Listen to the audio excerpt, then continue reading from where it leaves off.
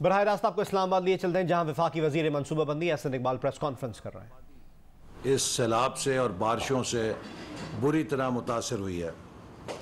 ان بارشوں اور سیلاب کے نتیجے میں پاکستان کو تقریباً ابتدائی تخمینے کے مطابق $10 ارب سے زیادہ درکار ہوگا بحالی کے لیے، اور جو نقصان ہوا ہے وہ مختلف شعبوں میں اس کو پورا کرنے کے لیے ایک ہمیں بڑی سرمایہ درکار ہوگا، جسے ہم ابتدا میں اپنے وسائل سے انشاءاللہ تعالی کوشش کریں گے جس حد تک اس پر ہم عمل کر سکیں، اپنے بہنوں اور بھائیوں کی مدد کر سکیں، اسے کریں گے۔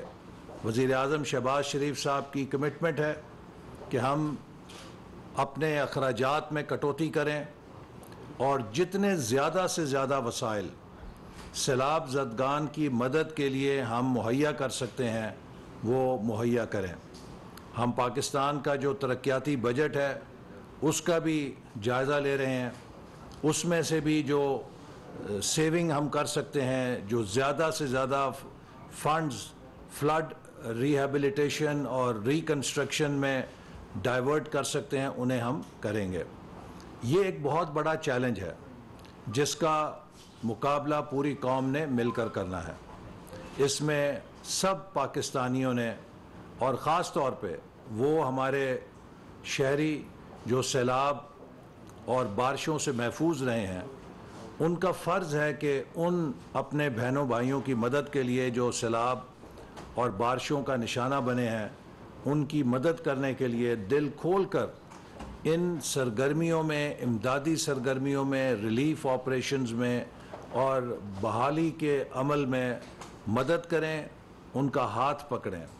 اور خاص طور پہ میں پاکستان کی بزنس کمیونٹی سے اپیل کرنا چاہتا ہوں کہ یہ وقت پاکستان کی تعمیر نو کا وقت ہے۔ یہ وقت پاکستان کے عوام کو مشکل کی گھڑی میں سہارا دینے کا وقت ہے، اور میں امید کرتا ہوں کہ پاکستان کی بزنس کمیونٹی، پاکستان کے صاحب ثروت حضرات دل کھول کے اس میں حصہ لیں گے۔ اسی طرح اوورسیز پاکستانیز کے لیے بھی موقع ہے کہ وہ جس طرح بھی اعتماد سمجھتے ہیں، جس طرح وہ مدد کرنا چاہتے ہیں، اگر وہ نقدی دے کر مدد کرنا چاہتے ہیں تو وہ پرائم منسٹر ریلیف فنڈ میں اپنے ڈونیشنز دے سکتے ہیں۔ اگر وہ میدان میں کام کرنا چاہتے ہیں تو وہ میدان میں آ کر اگر کام کریں گے، ہم ان کو ہر طرح سے سہولت دیں گے۔ وہ خود اگر آ کے کوئی کام کرنا چاہیں تو انہیں اس کے لیے بھی فیسیلیٹیٹ کیا جائے گا۔ وہ اگر کسی این جی او کے ذریعے سے مدد کرنا چاہتے ہیں، اس میں بھی ان کو ہم فیسیلیٹیٹ کریں گے۔ یہ وقت ہے کہ ہم سب کو مل کر پاکستان کو دوبارہ کھڑا کرنا ہے۔ ڈسٹرکشن بہت بڑی ہوئی ہے، لیکن جیسے کہتے ہیں کہ ہر تباہی میں ایک اپرچونٹی بھی ہوتی ہے۔ ہمارے پاس اپرچونٹی ہے کہ ہم ان غریب آبادیوں کی تعمیر نو منظم طریقے سے کریں۔ ہم ایک حقیقی معنوں میں پاکستان کا نیا چہرہ اس آبادی کے ذریعے، اس آبادکاری کے ذریعے، اس بحالی کے ذریعے اس میں رنگ بھر سکتے ہیں۔ ہم ان کچی بستیوں کو پکا کر سکتے ہیں۔ تو ایک ہمارے پاس موقع ہے کہ ہم پاکستان کی تعمیر نو کریں اور پاکستان سے یہ غربت کے جو دھبے ہیں، جو کچے مکان تھے، ان کو ختم کرنے کی بھی کوشش کریں۔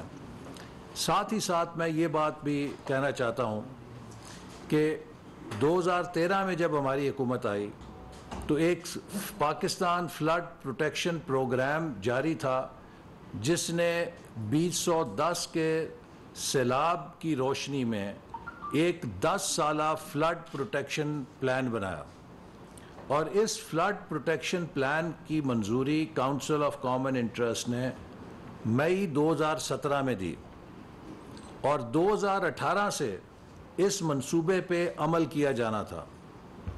اس کو 2 حصوں میں تقسیم کیا گیا، 5 سال کے 2 منصوبے بنائے گئے۔ پہلے 5 سال میں 177 ارب روپے سے پاکستان کے دریا، نالے، ندیاں، فلڈ پروٹیکشن سٹرکچرز اور خاص طور پہ جو نان سٹرکچر انٹرونشنز ہیں جس سے کہ کیپیسٹی بلڈنگ ہوتی ہے، جس میں موسمیات کے محکمے کو بہتر کرنا تھا، اس میں کرائسس ڈیزاسٹر مینجمنٹ کو بہتر کرنا تھا، ایک بڑا کمپریہنسو جامع پلان تھا جس میں وفاق نے سالانہ طور پہ 17.5 ارب روپے کے قریب خرچ کرنے تھے۔ گزشتہ 4 سالوں میں اس فلڈ پروٹیکشن پروگرام پر 1 روپیہ خرچ نہیں کیا گیا۔ اگر اس فلڈ پروٹیکشن پروگرام پر عمل کیا گیا ہوتا تو شاید آج ان سیلاب کی تباہ کاریوں سے ہم آدھا بچ سکتے تھے۔ ہم بڑی حد تک انسانی جانوں کا نقصان بچا سکتے تھے، ہم بہت حد تک اپنی زراعت کا نقصان بچا سکتے تھے۔ یہ ایک اور ثبوت ہے کہ پچھلے 4 سال پاکستان کی تباہی میں کیسے گزرے ہیں، کہ جس شعبے کو آپ ہاتھ ڈالیں وہاں پر 0/0 کارکردگی۔ ایک صنعت صرف چلی 4 سالوں میں، وہ گالیاں دینا، جھوٹے پرچے کرنا، لوگوں کو پکڑنا۔ اور آپ یہ دیکھیے کہ جب اب پاکستان ڈوبا ہوا ہے، پاکستان کے 3 کروڑ سے زیادہ لوگ بے آسرا بیٹھے ہیں، پاکستان کی معیشت پہ 10 ارب ڈالر کا اضافی بوجھ پڑ چکا ہے، تو اس موقع پہ جب IMF کا بورڈ پاکستان کے لیے پروگرام کی منظوری دے رہا تھا جس سے ہمیں 1 ارب اور 17 کروڑ ڈالر ملنے تھے، PTI نے عمران خان صاحب کی شے کے اوپر شوکت ترین صاحب نے جو شرمناک کردار ادا کیا، اس کی جتنی بھی مذمت کی جائے کم ہے۔ آپ سوچئے کہ یہ لوگ، ان کی ذہنیت کیا ہے کہ ایک شخص کی انا کی آگ جو ہے وہ بجھ نہیں پا رہی، ایک شخص کو اپنے اقتدار کا اس قدر ہوس ہے کہ وہ پورے پاکستان کی معیشت کو اور 22 کروڑ عوام کو اپنی اس آگ میں جھونکنا چاہتا تھا۔ شوکت ترین صاحب نے، PTI نے وہی حرکت کی IMF پروگرام پہ جو بھارت نے کی۔ پوری دنیا نے پاکستان کے اس پروگرام کو سپورٹ کیا ماں سوائے بھارت کے۔